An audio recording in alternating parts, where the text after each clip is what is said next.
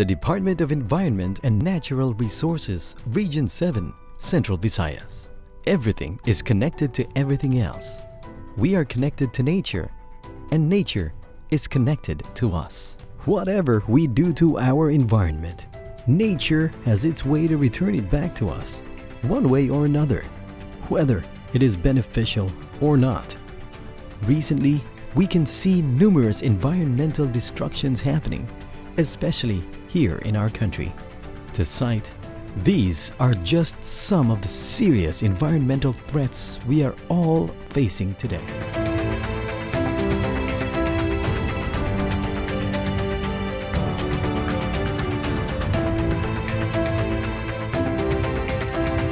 As the country's lead agency assigned for the protection, conservation, preservation, rehabilitation and sustainability of the environment and natural resources, the DENR created all means to raise awareness, build partnerships, and enforce laws for the environment. Our mandate in DENR in terms of the protection of our environment is to fully protect our forests and biological resources therein, our water bodies, that includes our rivers, our ocean, seas, even canals, and also our land resources. DENR's enforcement program is a tool to encourage compliance, prevent and detect environmental violators, and impose consequences for breaking environmental laws, which remain to be a hard and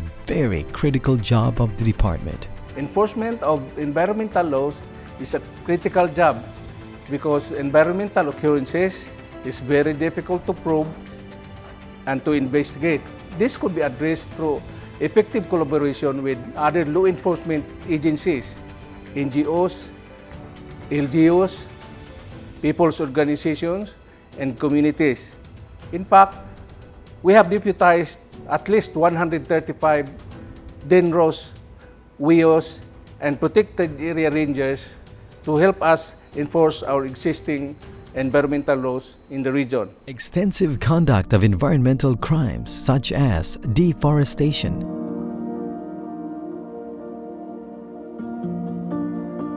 illegal commercial fishing,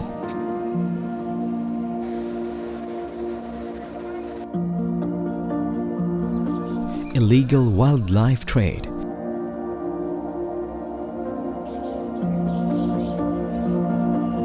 cutting of mangroves,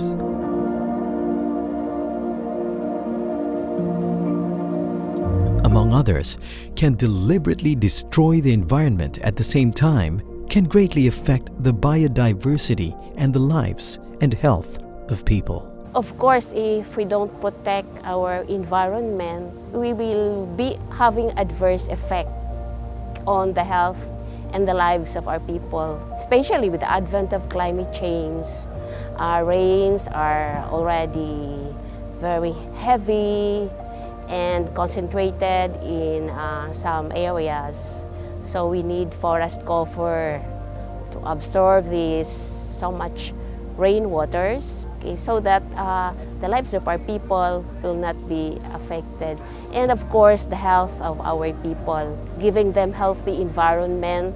So if we cannot achieve those, health of our people will be adversely affected. To be able to bring people doing environmental crimes to justice, DENR 7, through its field offices, Provincial Environment and Natural Resources Office, or PENRO, PENRO, and Community Environment and Natural Resources Office regularly conduct monitoring and patrol works. Hired forest guards and forest rangers are trained and equipped with enough knowledge and with authority to apprehend and conduct legitimate patrolling activities.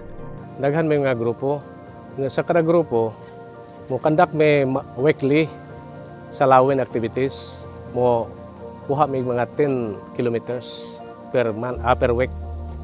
So sa among maagian, nga na mga illegal activities, hunungan na muna, mo conduct may og inventory, documentation. Ang tanan na mong naagian nga mga illegal activities, among kuhaan na illegal activities ug mga gwapo nga mga kuan sa mga kakahuyan nga among magian, kuha na mo dokumentasyon na tanan na mga mananap nga makita na mo nga mga gwapo nga tanahon ay apil na mo na og dokumentasyon. Pero ang importante na mo kanang mga illegal activities nga mga cuttings within sa timberland amo ginang hunungan. Nag-start ang lawin last year 2016. Dito ang nahibaw-an kung unsa gyud ang purpose kaning lawin, nganong gitawag din siya og lawin og Tagalog na agila. So dako kayo gayahang coverage mura og drone ba nga makita niya ang kanang usa ka conservation area nga imong gipatrol mo nang gitawag siya og lawin. Ang objective gyud diri sa kaning lawin ang pagmonitor sa kanang illegal activities, mga indicator species, threats nga within sa conservation area or naturally grown forest. Nga mamonitor nimo ang sulod kung unsay mga activity nga mga panghitabo nga mga illegal nga within sa conservation area. Mao gyud na main purpose nga ng lawin.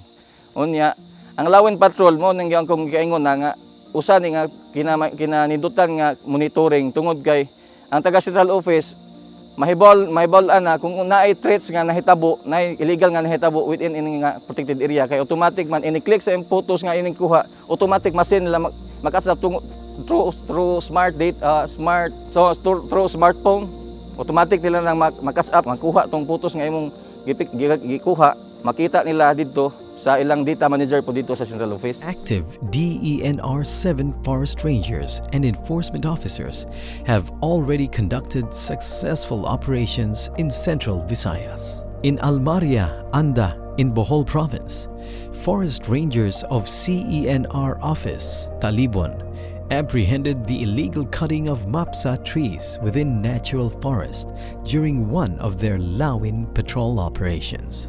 Nagkandak mig lawin patrol, tulumi ka team, niya tag upat ka tao kada team. Pag abot na mo sa taas sa buntod, nakadungog mi og tingog sa chinso. Niya among ipaminawan murag upat ka chinso. So among gisubay ang kuan, ring dana diri nga timberland gyud nga area. May among gi kuan kay tuwa may landmark dito nga timberland. So mo gyud gisubay mo tong na pinpoint na mo pagkaduol na nga niya gyud din area.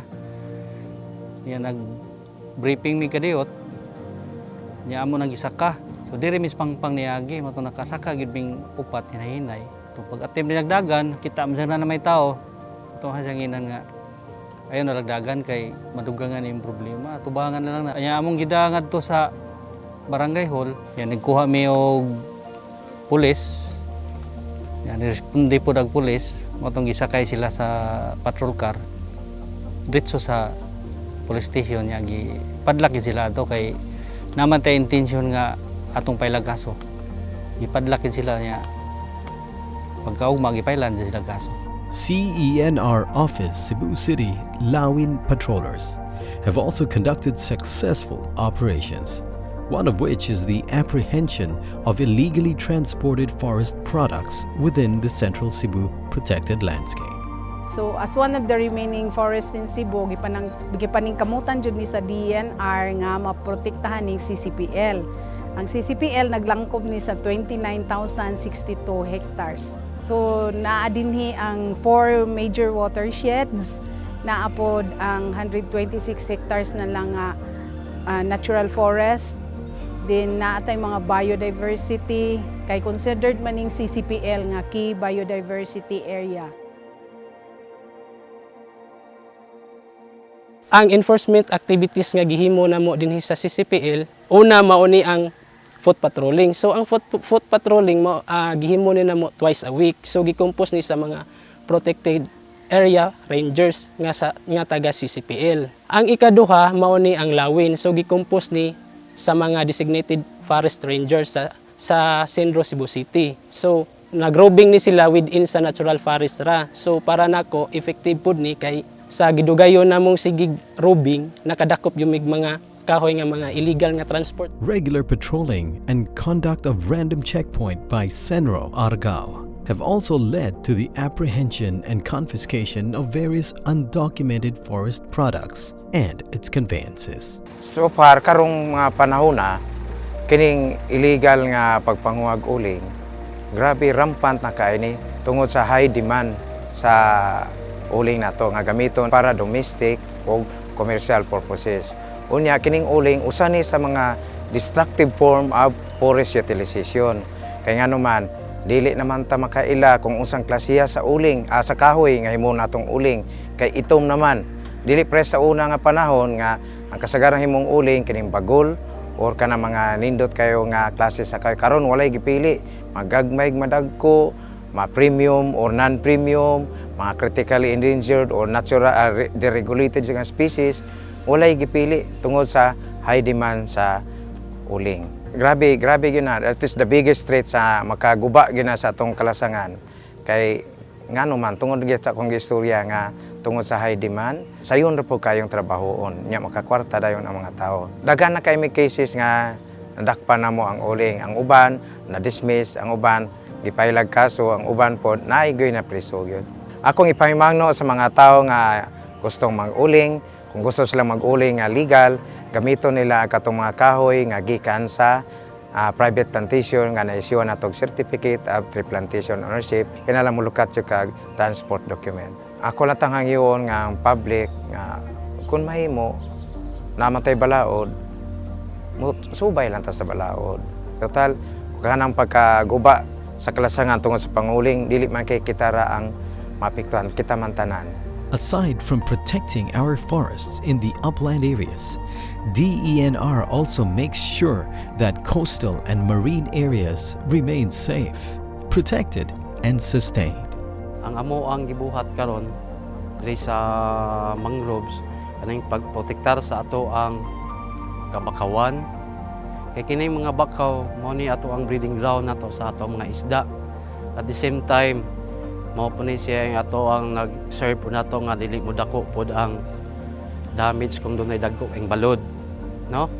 So kami gyud mga ranger, ang amo ang concentration ron sa upland, from upland down to coastal. Pag suri-suroy sa along the coastal kaning Karkar City. Kay ang Karkar City usa sa identify namong hotspot sa pagpamutol og kaning mga mangroves, kay mao nay source nila nga isugnod sa isugnod sa kanang chicharon. So doon namin naaktuhan didto, siyam gyud kabuok now anaa na sa City Karkar Jail.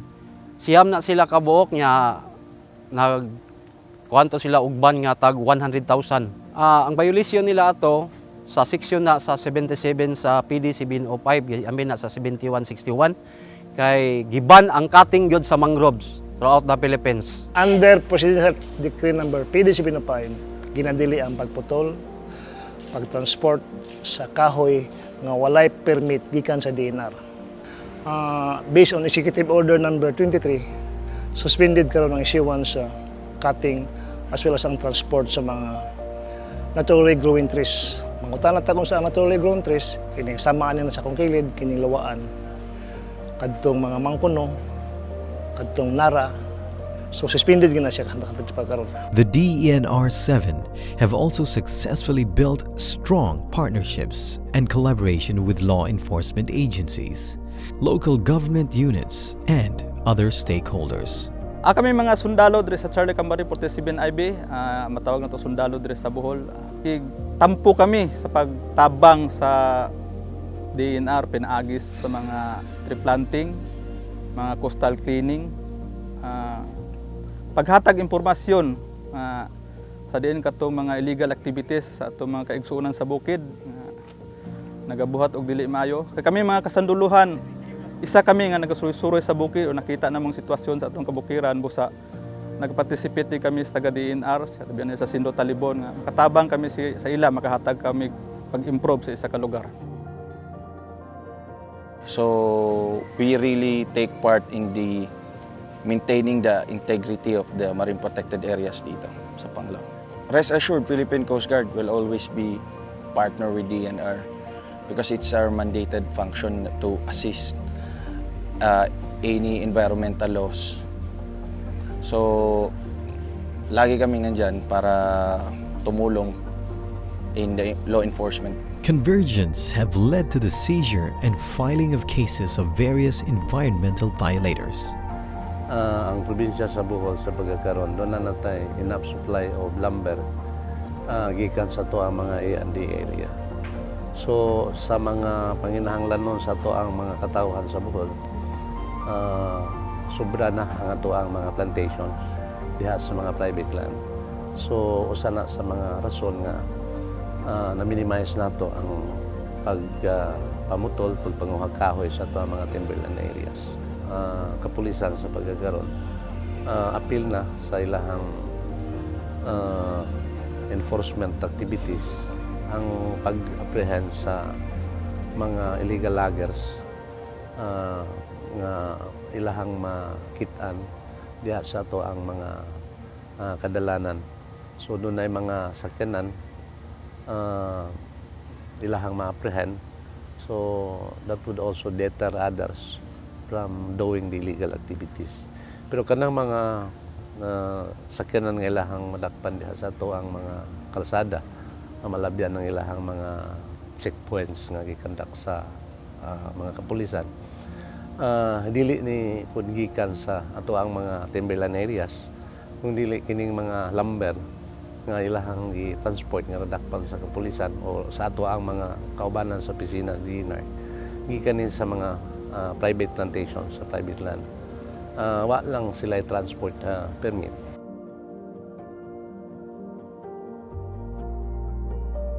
March 12, 2017, we conducted seaborne patrol at Balikasag Island. Tapos pagdating namin doon, we did foot patrol with the Navy and the Army. That time, giikot-ikot kami sa Balikasag, someone told us na may mga dumadaan dito na ganito, ganyan. Mga illegal loggers from Mindanao. And so, sabi namin, sige, itatry namin yung na harangin. Ganyan. Tapos, same date, may dumaan ngayon na bangka, unknown motor bangka. Tapos, ayun, pinuntahan namin for verification. Pag-verify namin, together with the Army and the Navy assigned in Balikasag, yun, na-confirm namin na meron talagang transport of illegal forest products sa lugar na yun. At that time, 81 slabs of wood ang nakita namin. We asked them, asa sila gikan, they said na gikan sila Surigao, Mindanao. And then they trying to transport it papuntang Cebu. Inamin naman nila agad yun. And then inamin din nila na wala silang papel. So at that time, we decided na arrestuin sila for not having those documents. Again, I asked advice from the station commander, and then they decided na dalhin yung mga illegal products, including the motor bangka and the people on board sa Tagbilaran. And then after that, we called DENR. Then the next day, DENR conducted verification, and it was confirmed na mga magkuno talaga yan. We were informed that magkuno is strictly regulated na. And then DENR immediately filed the case. We turned over the confiscated items to DENR in Cortes, and they were able to estimate it by board feet and cubic meters. Then with the help of DENR enforcement team, helped us file the case. DENR 7 also apprehended the illegal extraction of stalagmite and stalactite coming from Andres Cave in Mabini, Bohol, with the help and assistance of the Barangay Local Government Unit and the Philippine National Police. Buntag sayo dahil sakyanan nga ni saka ng kalsada unya antod na palis na wa pa jud ning naog ang sakyanan mo nang katingad-an na sa among barangay nga naidlaing tawo nga nakasaka ani nga languba unya na alarm ang mga kaming mga barangay official unya ning kuha mi dayon og pulis para makauban pag saka diri aron mantod-an na mo ug unsa jud ilang tuyo aning lugar ha. Motong pagsaka na mo diri, diha jud sila nagbungkag na jud sa stalactite ug stalagmite. So ang violated acts sa Section 7 of Republic Act 1972 mao ganay kuha na to sa Cave Management Act, ang pag-collect, pag-defuse or pag-transport sa mga resources sa cave. Nag-conduct mi og patrol work sa anda, nitawag ang among hipi sa enforcement unit nga respondihan ang mabini kay na ay activities sa illegal extraction og stalactite ug stalagmite. Tung nag-proceed mi dire, among nabta ng 5 nga custody na sa police ug sa barangay officials. So among giingnan nga pwede ba mag-aktual ta? Aktual ta dito sa site mismo nga gikuhaan. After that, gidaan na mo itong 5 sa munisipyo. Amo nang pa safekeeping sa PNP kay paila na mong kaso. Ya, pagka next day, the following day, gi-file gid na mo ang kaso dito sa prosecutor's office. Hantod nga ni kuan man sila ni plead guilty. Di man gid sila makalusot pud kay sakto man ta si ebidensya. Na on act pud sila, quote on act. Through effective information sharing and real-time response, DENR 7 have also seized 2 semi-furnished boats and 3 casco made of white lawan species, docked and transported in Mocabog Island, Tubigon, Bohol. Base sa among na-receive nga text message gikan sa Enforcement Unit Division sa Regional Office. Text message nga na illegal made kill product from Masbate ni dunggo sa Mocabog Island. Ning patawag mi dayon sa Coast Guard ug sa LGO Tubigon ug sa barangay captain sa Mocabog. Ning proceed mi dayon diri sa isla sa Mocabog o among gi-conduct inspection o sa katinuod ang among dawat nga text na ay illegal pambot nga ni dunggo. Abot na mo din nakita na mo ang 2 ka semi-finished boat kill o 3 ka kill. Ang na dito sa boat violation niya ang lawaan nga white lawaan base sa EO 23 ban of cutting of illegal transport of white lawaan. Among gibuhatan og report, among giimbestigar ang kapitan kung ginsay tag-iya, wala may nakuha na mo nga tag-iya. So amo lang gi-apprehend, under custody lang na mo sa barangay captain. Among gi-post sa barangay nga kinsay mo claim padto lang dito sa opisina. Pagkadawat na mo sa kuan sa intelligence nga report, ni-coordinate dayon mi sa Coast Guard ug sa DENR. Unya ni response po dayon ang kuan, ang Coast Guard ug ang DENR. Ilang giari mao ning na-captured ni unit. Sa pagkakaron kining bangka og 10 ka kasko naa ni sa kustodiya namo sa pagkakaron kay wala pa ni makuha sa taga DENR. So for the meantime naa ni sa among barangay karon kami ang gabantay ani. Unya i-turn over rin namo sa DENR. Being the largest protected area in the country, the management and administration of the Tanyon Strait Protected Seascape is placed under the control of the DENR under the Republic Act number 7486, or popularly known as the NEPAS Act. Various threats were identified and DENR, along with partners, continuously conduct enforcement activities to protect and sustain our Tanyon. The Tanyon Strait Protected Seascape was proclaimed by virtue of Presidential Proclamation 1234. It covers 42 cities and municipalities, 298 barangays, covering from Santander down to Daan Bantayan, then going to Bantayan Island, but following the eastern portion of Santa Fe, then go straight to Sagay City, then facing the eastern part of Negros Oriental down to Sibulan, then back to Santander. That's around 518,221 hectares. Why it is proclaimed as protected seascape? Because it is rich in marine biodiversity. Accordingly, there are 14 species of whales and dolphins residing in Tanyon Strait. Aside from that, we have 18,000 hectares plus of coral reefs and about 5,000 hectares of mangroves around Tanyon Strait. So we need to protect the Tanyon Strait for its to maintain its integrity. Barely 2 years ago, the Protected Area Office has established, and it is now has a manpower of around 26 personnel, and also back up with assistant pasos, 3 in Negros and 3 in Cebu. And currently it is headed by yours truly, the Protected Area Superintendent of Tanyon Strait.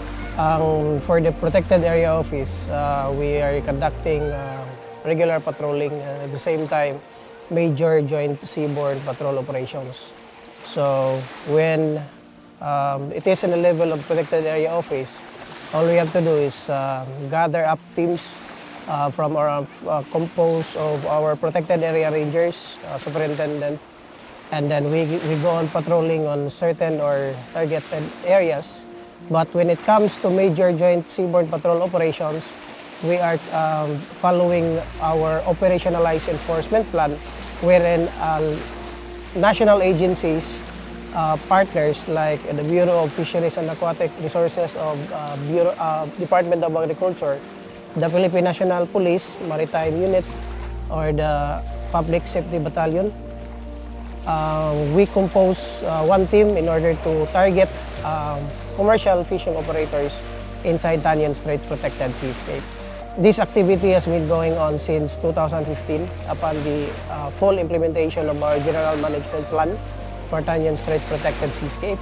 And we have apprehended for 2015 4 commercial fishing operators.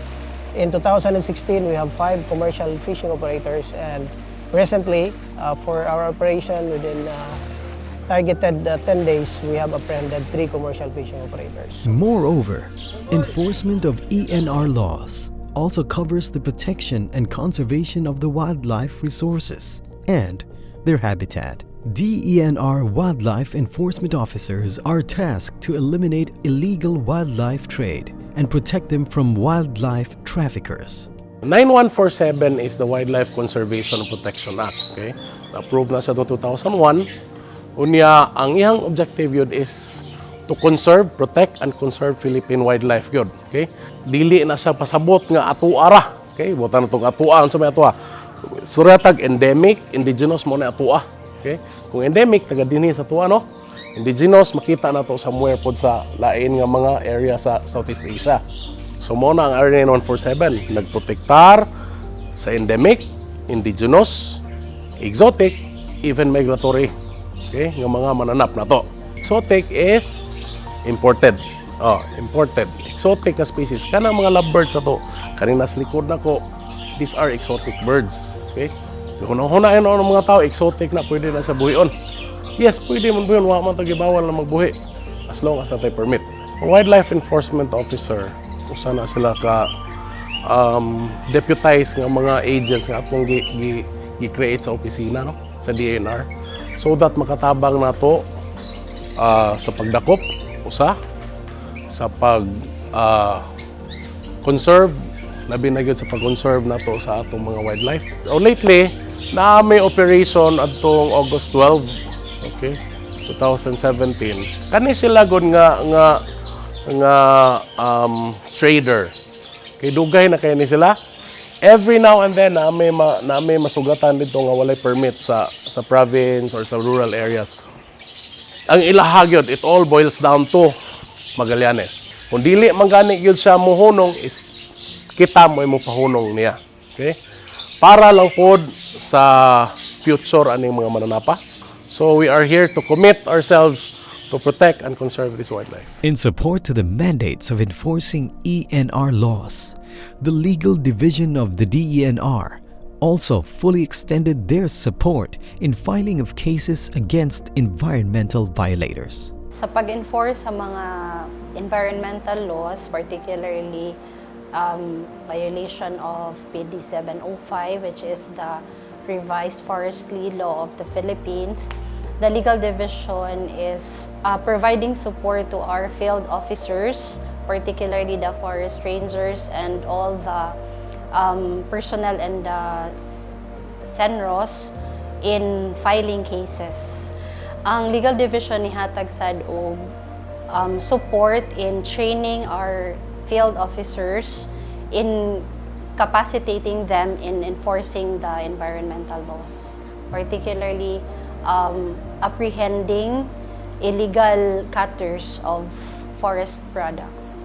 From the year 2014 until the present, we have 163 cases that we filed in court and also are still pending with the Office of the Prosecutors. Mostly of them are violation of Section 77 of Presidential Decree 705, otherwise known as Revised Forestry Laws of the Philippines. And some of those cases are also violation of the Wildlife Act. And also in prosecuting environmental cases and also in handling all the cases filed in court, we are extending all our effort in having the cases decided in our favor, wherein the violators will be fined guilty by the court and have penalized with their violations of the law. Apprehended and confiscated forest products will be under the custody of DENR and will be donated to government agencies needing them for the benefit of the public. But ang atong nadawat nga forest products nga atong request gikan sa Department of Environment and Natural Resources Region 7, atong kining gigamit nato sa atong proyekto no sa engagement nato sa Yolanda Rehabilitation and Recovery. Diin ang atong mananagat nga napiktuhan sa Yolanda, diin ang ilang mga sakayan ug mga pamboat nga guba. So ang atong intervention sa BIPAR mao pag ayo sa katong guba nga pwede pang ayohon o pag-ilis sa katong guba nga dili na gyud pwedeng ayohon. So sa atong procurement na kulangan kita og kahoy, so nanghangyo kita sa atong partner agencies ang DENR, nangayo kita assistance pinagi sa ilang stock sa ilang mga apprehended forest products sa ilang buhatan. Gumikan sa atong request nga pinaagi sa atong regional director nga si Director Andres Embuhos, gitagaan kita almost 4,000 board feet nga forest products, no? Then mao kini atong gi-slice ug atong ipanghatag ngadto sa atong mga mananagat aron pag repair no sa ilang mga sakayan ug pag-ayo sa ilang mga pambot nga nangaguba. Doon na katay almost 100 boats nga nahimo out sa kahoy nga atong ipangayo sa DENR. And then nakatabang yung kining maayo no sa atong mga mananagat aron makabalik sila sa pagpanagat aron sa ilang panginabuhian nga kabalik sila panagat gumikan sa at gihatag nga mga kahoy sa DENR. Ako, naghimo resolution gi padala sa opisina sa DENR nga ang 268 to nga by 8 nga tipulo kahoy nga i-grant sa barangay para magamit sa among barangay. Mo to nga nagpasalamat mi na approve man na grant pa namo nya hanto doon magamit pa mong kahoy nga naa pa nabili ng uban, ang uban nagamit na pagdamba sa among covered court pagtaod og suga. Salamat kayo. Ang DENR labi na ang Sendro Talibon dako kay na-contribute sa among mga kasandaluhan ilabi na sa katong mga confiscated nga kahoy nga among gipangayo sa ila nakahatag katong tabang sa mga eskwelahan sa naghimo kami kanang pabahay o katong mga kahoy among katong gigamit labi na sa among kampo na dako kay na-contribute sa among ang taga DENR. Naay sagad masunog diri sa una ma'am sa kanang tempo yung ting-init o binhawng Abril nga na. Pero pagkakaroon nga nagsige na mighimog mga fireline ma'am wa nay ingon nga naapay simbako lang wa na may agi og kayo. Kining paghimo na mag fireline ma'am kuan na dire dipinsa ni sa among mga tanong nga dili gyud makuan ba nga dunay lugar nga di makatabok-tabok pananglitan kun dunay kayo. Lagbas ni ngadto dito sa 52 hektar ma'am among paghimo og mga fireline para mulambo pug atong kinaiyahan dinhi sa bukid nga pagpananom ng mga kahoy. Klase-klase man imong gitanom among gihagbas na unya pagka humaghagbas sa mga sagbot amo na siyang gi padaplin pikas ug pikas para nga hinlo ang tunga. Sigurado nga wa bay makasud na mga katalagman nga mga kayo-kayo lagi. Amo diri nga kuan nagtinabangay ba migbantay aron nga dili pud ingon nga madaot ning atong mga project dire. As part sa Forest Enforcement Unit, kanang na activity nga mag-construct og fire lines dinhi sa plantation sa ubay kay as I observe and experience og kada summer mao jud amo ang makuanan nga naadyoy sunog sa tanang plantation og kini dili na jud nimo mapugngan kay labi na gyud og kanang naay gikan sa pikas nga area kakugnan pod nya ang atong plantation way power lines nya as initiative sa atong senro mao ni nga pakandakan og fire lines ang atong mga plantation ang atong PO gi-instructan patamnan pud kini og mga lagutmon sama sa mais kamuti para ang ato pong people's organization naapod sila mga makuha nga livelihood at the same time mao po'y nagbantay sa ato ang plantation. Ang dinhi sa Ophay nga plantation na siya 292 hectares, 20 meters wide. Unya, giraw na ni siya sa plantation. Dako na jud kayo ang kalahian, ma'am. Kung naay kayo, automatic na kay maghaguros ang kayo, ma'am. Muhurot na sa atong plantation. Ug naa manggali kay makuan kadto na lang ditong ubos-ubos na nga gamay na lang ang kakugnan. Na pud dapin sa may kalsada. Samtang karon nga nanatay fire lines, kaluoy sa Ginoo sukad pagkuan ani nga ato ang ipangtamnan ni atong fire lines, wa pa pud mi nakasugat og ingana nga trahedya. Makontrola na jud dayon, dili na jud mahurot atong plantation kay daha pa lang taman, maapula naman ang kayo. In the mystic island of Siquijor, which is slowly making their way in becoming one of the most competitive ecotourism sites in the region, the DENR, in partnership with the provincial government, made sure that the natural resources will remain protected and preserved. Ata karon sa imabaw sa Bandilaan, sa Mount Bandilaan nga usa sa timberland dinhi sa Siquijor nga naay 271 hectares. Dayon gi duso ni namo or gi kuan ni gi-assist ni niya siya aron makuan og critical habitat. Dayon gi hingos gani niya siya kay naa pa man dinhi makita nato ang mga flora and fauna nga existing nga naa dinhi sa Bandilaan. Nag-adhere mi og ganing prevention is better than cure kay og ato nang dakpon niya nanay mga violations niya especially nga kanay siyang it's only an island. So we have analyzed dali ra jud ang information dissemination kay dahil dire kay everybody knows everybody basta native ka Siquijor. We intensified for the education information campaign purposely to inform the barangay constituents all or the people within that barangay mo ni atong mga required fees and mo ni mga needed nga mga permits kung in kaso mag-transport ka or mag-cutting. Doon na lang po tayo ato pong gi-inform nila on what are the kinds of trees nga pwede rapod kay doon na tayo appeal sa total lagban, especially on naturally growing trees and those trees found within timberland areas. So kana ato po nang intensify sa atong IAC kanang cutting within timberland areas. That's prohibited gina. So muna atong inform nila cutting within timberlands as kanang kuan gyud dako siya penalty. Dili lang administrative or kanang pwede ka ma-fine na pagay criminal, so pwede pa kaprisohon. After sa gikandak na mo nga information education campaign, we noticed nga nitaas gyud ang atong revenues pod nga nakuha, especially on katong mga fees atong permits kay like chainsaw kanipong sa atong mga private lands kanang owners og private tree plantations ni secure na gid sila instead of going illegally nga kadlawon ibiyahe para lang gyud makalusot inig mag-checkpoint which we conducted regular weekly man among checkpoint. Makita nato nga naimulabay nga sakyanan nya with loaded with forest product. Makita gyud nato nga it's already covered with permit. So mo tayo nakita nga at least they already kanang comply with the requirements of the law.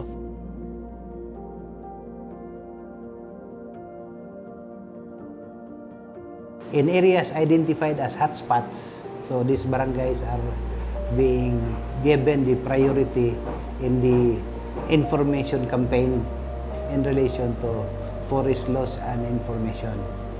So with that, we hope that the violators will be minimized and that they would be able to comply the documents or required documents to evade from being held to court for violating this provision of our laws. We support the ecotourism activity of development in the province. Despite all the laws approved and implemented, it is still a continued challenge for the DENR to bring public attention to various environmental concerns in the region. LPDD, Licenses, Patents, and Deeds Division. So ang main function ng LPDD is the processing and issuance of different kinds of permits and tenurial instrument. So when we talk of permits, like we have the tree cutting permits, we have the wildlife farm permit, different kinds of permit. And when we talk of tenurial instrument, we have the special land use permit for the use of the land within timberland, or the special use of lands within private land, like the patent issued ones. Sa tree cutting, actually, we have different regulation, no? And then we also have different kinds of tree cutting. We have a tree cutting within private land, and we also have a tree cutting within public land, like mga schools or the mga public places like roadside, hospitals. Bagkat ganit ka within private land, we have different requirements. Like, for example, if the trees to be cut is deregulated, like the Jumelina, the mahogany, and then planted man na siya, so we have different set of requirement. Actually, for the regulated species and planted within private land, dili na siya magkinahanglan og tree cutting permit. All you have to do, or for the private landowner, is to have your plantation registered with the nearest DENR Central Office. So ilan ang i-inventory ang imong mga kahoy, isyuhan ka ng Certificate of Tree Plantation Ownership, meaning na ikay tagiya sa kahoy, and then kung mamutol ka ana anytime, you can cut the trees.